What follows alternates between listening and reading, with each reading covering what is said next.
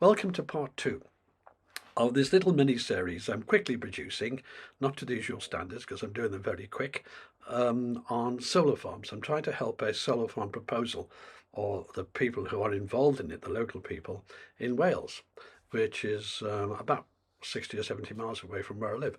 So that's what I'm trying to do. And in part one, we discussed the amount of power they produce. And I showed, for example, that when they claim 5,300 homes, even on their own calculations, they are wrong by a factor of, well, it's 1/5 of that. So even on their own calculations, it's 1,060 homes if you're supplying the whole home with its power needs, its electric needs.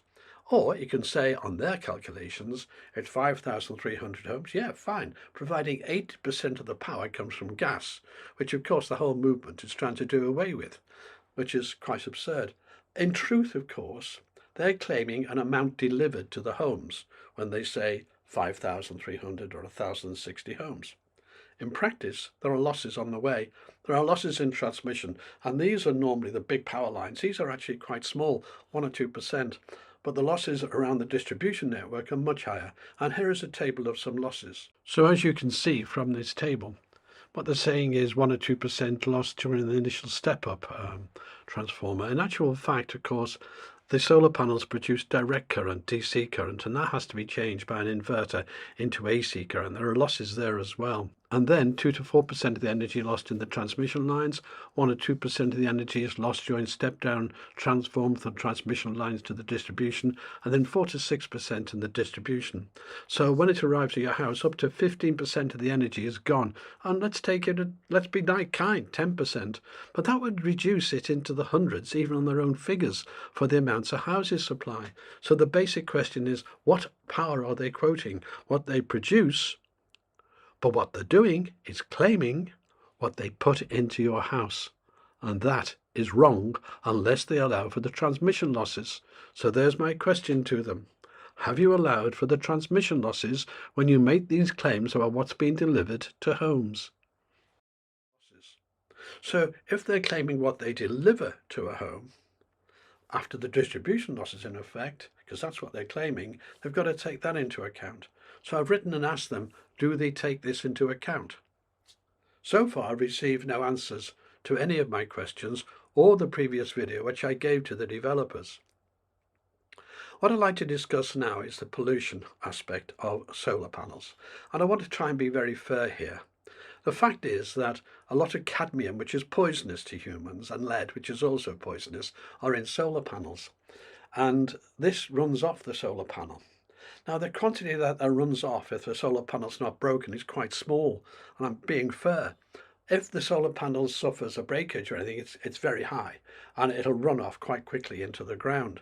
So there are pollution aspects to this whilst the solar farm is working, and that ground becomes contaminated with cadmium and lead, and that has to be taken into account.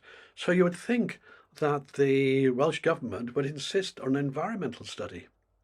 But as you can see from this clip now, It's going to be covered in your environmental impact assessment. We haven't done an environmental impact assessment. We haven't done No, they haven't done it. No. Because we have not requested to do this. This is a scheme that sits underneath that threshold. So when we wrote to the Welsh Government, we asked if we needed to do one. And they came back to us, and that's all very public document. You can see that on the web. A scheme covering 53 acres, involving power transmission lines or underground cables, landscaping all 53 acres, taking heavy machinery up and down narrow roads, maybe having to widen them, polluting the ground, does not require the developer to examine the environmental impact. I find that amazing, and I hope you do too. No, they did not insist on an environmental study. In fairness, the developer said, do we have to do one? And the government say no. Why? Because it's one set of rules for the green energy and one set of rules for other types of energy. I'll give you an example of that. You know, the wind farms are let off with all the consequences of their bird mincing practices or of their bat mincing practices. Actually, the bats don't even have to get near to the wind vane because the change in pressure is enough to burst their lungs. And just in one study in Germany alone, hundreds of thousands die every year. So This excuse that Greed's given, no environmental study, apply that to planning in Wales. I know people who they have to have a survey on newts, they have to have a survey on this and everything aspect, any wildflowers in the meadow, anything. So, but no, when it comes to green energy, nothing. Right? I'm investigating that further, and I'll be contacting the Welsh Government, which I believe is Natural Resource Wales, the people who deal with it. But again, green energy is given, let's ignore all the negatives and do that. So there are these aspects, but a big aspect of solar pollution, of solar panel pollution, is how you dispose of the panels at the end of their life. A study here published by Harvard Business Review, a major study, finds that the waste produced by solar panels will make electricity from solar panels 4 times more expensive than the world's leading energy analysts thought. The economics of solar will darken quickly as the industry sinks under the weight of its own trash. So you can say there are serious problems to be considered here, but no environmental study is required according to our ever so green Welsh Government, who've even declared a climate emergency when there isn't one. There is no proper efficient method of doing so. Now Europe dictates that you have to allow for this when you plan. So I've asked them what planning have they got? What planning have they got for end of life? Because the safe disposal really hasn't been cured yet. The world is building up huge stocks. I explained this in this short clip from one of my previous videos. In fact, what is needed to build solar panels is very high quality coal, which has to be used in great quantities to produce solar panels. Per unit of energy output, solar panels produce 300 times more toxic waste than nuclear power. Now take an area the size of a football pitch. We're going to stack the waste on that area from nuclear and from solar for the same amount of energy. And as a basis, we're going to take the 2016 world production of nuclear power. So in 25 years, how much waste would there be to what height over that football field from nuclear? And it's pretty high. It's the size of the Leaning Tower of Pisa. So how high would the waste be if it was from solar in that 25-year period? Well, for the same amount of energy, it would not be as high as Mount Everest. It'd be twice as high. That is almost twice the height that you fly out on those jets when on holiday. Contrary to popular belief, lead and toxic cadmium can be washed out of solar panels in a matter of months by rain. And the manufacture of solar panels emits actually one of the most potent greenhouse gases on Earth, which is nitrogen triofluoride.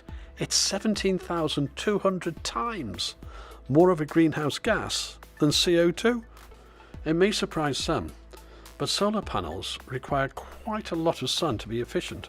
And a study into the CO2 footprint of the manufacture and fitting of solar panels has concluded that above a certain latitude on Earth, they never pay back their CO2 footprint in their entire 25-year life.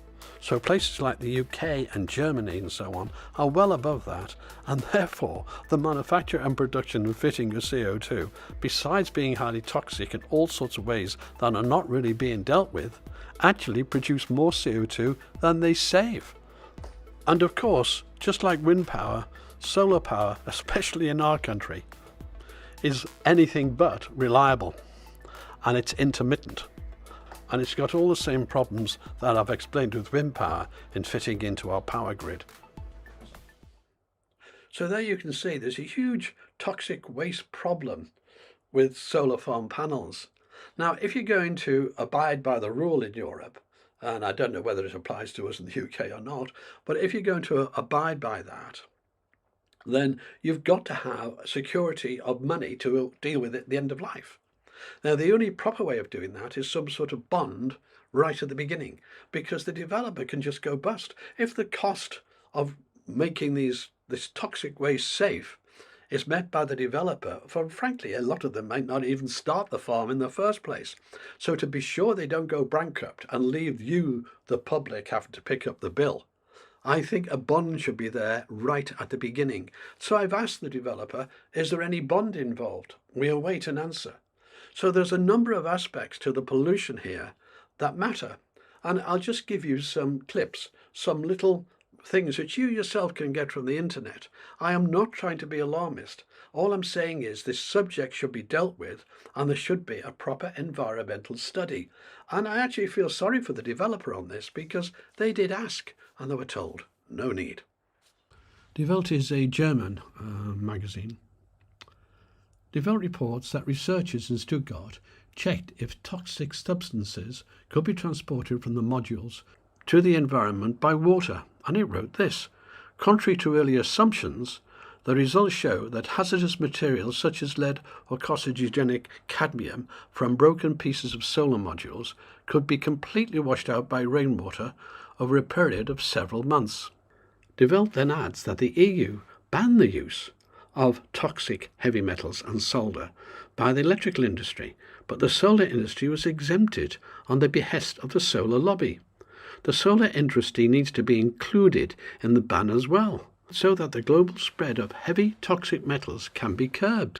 This is the second in the series, and there will probably be yet another one to round up after I receive the response from the Welsh Government and from the developer